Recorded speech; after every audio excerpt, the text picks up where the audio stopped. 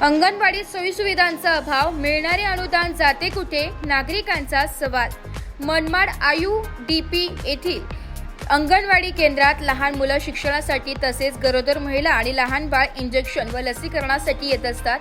मात्र या केंद्रात मूलभूत सुविधांचा अभाव असल्याने त्यांना अनेक अडचणींना सामना करावा लागत आहे।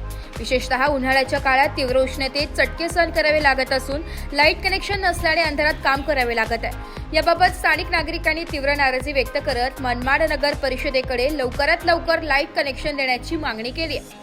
IUDP येथील अंगणवाडी केंद्रात 0 ते 6 वर्ष वयोगटातील लहान मुलं शिक्षणासाठी येतात। याशिवाय गरोदर महिला आणि लहान बाळ लसीकरण आणि आरोग्य तपासणीसाठी नियमितपणे येत असतात। मात्र केंद्रात वीज कनेक्शन नसल्यामुळे येथे येणाऱ्या मुलांना आणि महिलांना प्रचंड त्रास सहन करावा लागत आहे। उन्हाळ्याच्या काळात तापमान 40 अंशांहून अधिक असताना पंखे किंवा कूलर सारख्या सुविधा नसल्याने लहान मुलांना घामाघूम होत आहे। याशिवाय लसीकरणासाठी आवश्यक औषधे आणि इंजेक्शन योग्य तापमानात ठेवण्यासाठी फ्रीजही सुविधा नसल्याने आरोग्य सेवांवरही परिणाम होते। स्थानिक नागरिकांनी सांगितले की अंगणवाडीतील या समस्यांकडे स्थानिक समाजसेवक आणि माजी नगरसेवक यांचेही दुर्लक्ष होते। आम्ही अनेकदा नगर परिषदेकडे तक्रार केली पण कोणताही बदल झाला नाही। लहान मुलं आणि गरोदर महिलांना अशा परिस्थितीत त्रास सहन करावा लागत आहे। हे अत्यंत खेदजनक आहे असे स्थानिक रहिवासी यांनी सांगितले। मनमाड नगर परिषदेकडे नागरिकांनी वारंवार लाईट कनेक्शनची मागणी केली आहे, मात्र अद्याप याबाबत कोणतीही ठोस कार्यवाही झालेली नाहीये।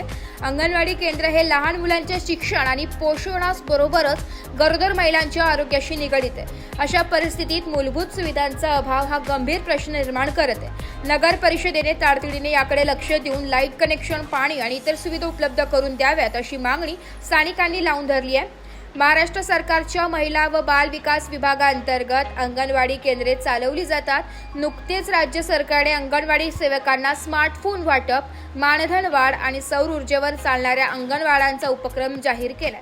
मात्र मनमाडमधील या अंगणवाडीची अवस्था पाहता या योजनांचा लाभ येथे पोहोचलेला दिसत नाहीये।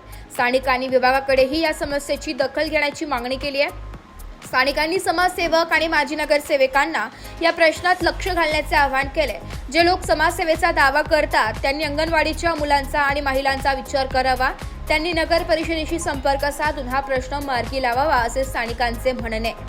मनमाड IUDP येथील अंगणवाडी केंद्रातील या समस्येमुळे लहान मुलांचे शिक्षण आणि गरोदर महिलांचे आरोग्य धोक्यात आले।